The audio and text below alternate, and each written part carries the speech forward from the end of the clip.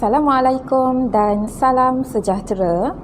Saya Cikgu Khairia yang mengajar mata pelajaran sains tingkatan 1. Hari ini kita akan mempelajari bab yang ke-9 iaitu bumi. Pernahkah murid-murid terfikir, adakah bumi mempunyai bentuk yang sfera ataupun rata?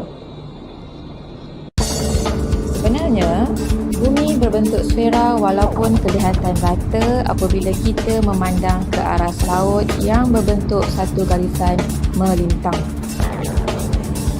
Mengapakah bumi sesuai untuk semua hidupan?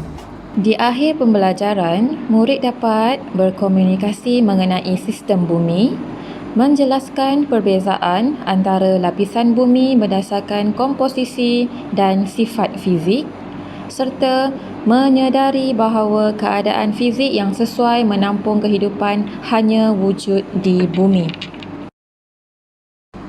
Bumi mempunyai 4 komponen utama iaitu atmosfera, biosfera, hidrosfera dan geosfera.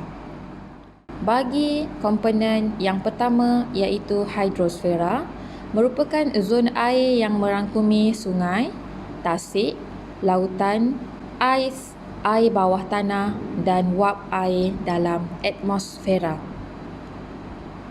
Komponen kedua iaitu atmosfera ialah zon udara yang menyeliputi permukaan bumi.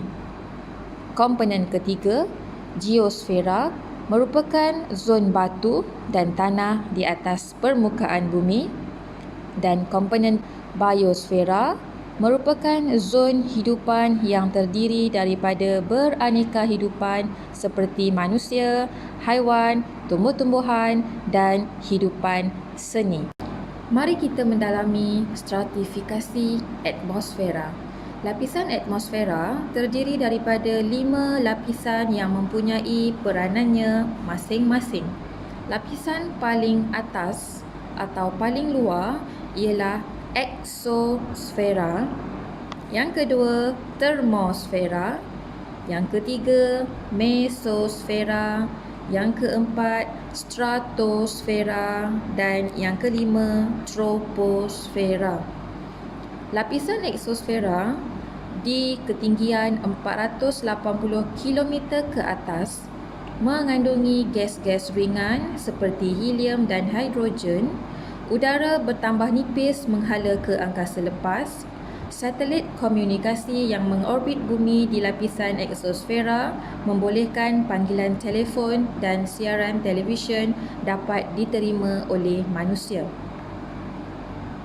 Lapisan kedua iaitu termosfera berada di ketinggian 80 hingga 480 km.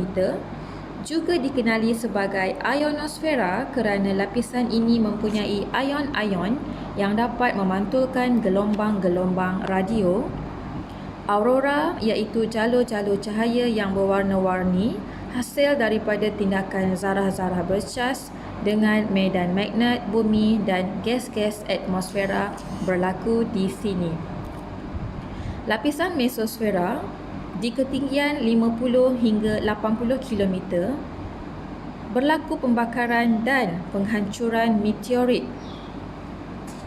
Lapisan keempat iaitu stratosfera di ketinggian 13 hingga 50 km. Lapisan ini adalah sesuai dan stabil untuk penerbangan kapal terbang. Terdapat lapisan ozon yang mengandungi gas ozon yang dapat menyerap sinaran ultraungu matahari. Masalah penipisan lapisan ozon berlaku apabila bahan klorofluorokarbon CFC yang dihasilkan oleh racun serangga, peti sejuk dan penyaman udara menguraikan molekul-molekul ozon dalam lapisan ini.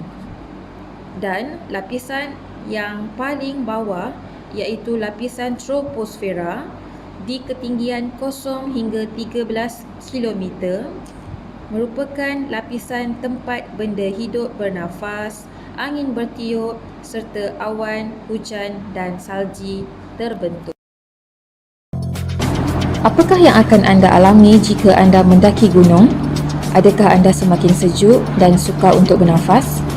Jawapannya, ya. Bagaimana perhubungan tekanan udara dengan altitude? Dari troposfera ke stratosfera, altitude semakin meningkat. Semakin meningkat altitude, semakin rendah tekanan udara. Suhu juga semakin rendah apabila altitude meningkat. Jom kita lihat stratifikasi dalam lautan pula. Lautan juga boleh dibahagikan kepada zon-zon yang berbeza, daripada zon yang boleh ditembusi cahaya kepada zon yang langsung tidak boleh ditembusi oleh cahaya atau juga dipanggil sebagai zon gelap. Zon permukaan ialah zon yang sangat cetek dan cahaya boleh bergerak menembusinya. Hal ini membolehkan zon ini sesuai untuk habitat tumbuh-tumbuhan. Di bawah zon permukaan ialah zon senja. Zon ini mempunyai sedikit cahaya atau tiada cahaya. Tumbuhan sukar untuk hidup pada kedalaman ini, tetapi tahap kedalaman ini menjadi habitat untuk haiwan laut yang besar, misalnya sotong raksasa dan pelbagai spesies ikan paus. Dan zon paling bawah ialah zon gelap. Zon ini amat dalam dan tiada cahaya yang boleh sampai. Oleh itu, kebanyakan haiwan dalam zon ini mempunyai badan yang berkilau atau bersinar di dalam gelap. Lautan mempunyai kandungan air yang banyak. Dari manakah asalnya air ini? Air laut mengalami penyejatan oleh sinaran matahari dan dibawa ke daratan oleh awan sebelum turun semula ke sungai sebagai hujan. Air sungai ini pula akan mengalir ke lautan. Proses sekitar air ini berterusan berlaku. Oleh itu, dikatakan bahawa jumlah air yang terkandung dalam bumi, di permukaan bumi dan di atmosfera bumi adalah sentiasa tetap. Bumi boleh dibahagikan kepada 3 lapisan utama berdasarkan sifat fizikalnya, iaitu kerak, mantel dan teras. Lapisan mantel terdiri daripada komponen litosfera, astenosfera dan mesosfera.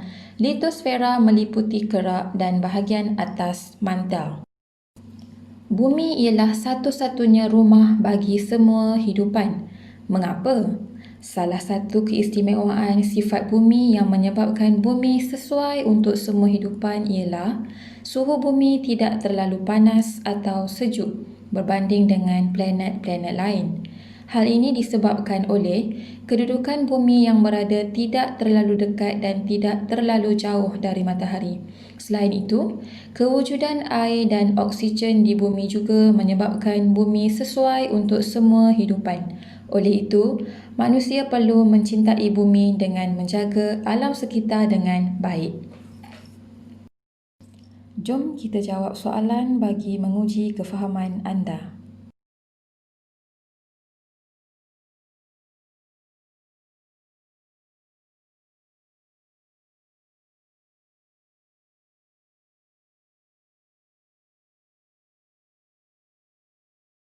Jom semak jawapan. Soalan pertama. Bumi terdiri daripada 4 sfera utama, iaitu hidrosfera, biosfera, geosfera dan atmosfera. Soalan kedua. Seekor ikan menangkap mangsa menggunakan cahaya. Dalam zon laut yang manakah ikan ini boleh ditemui? Mengapa?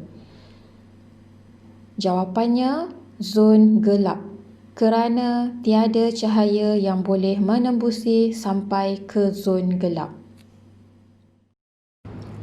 Semoga apa yang dipelajari hari ini dapat difahami dan dimanfaatkan sebaik mungkin oleh murid. Manusia perlu mencintai bumi dengan menjaga alam sekitar dengan baik.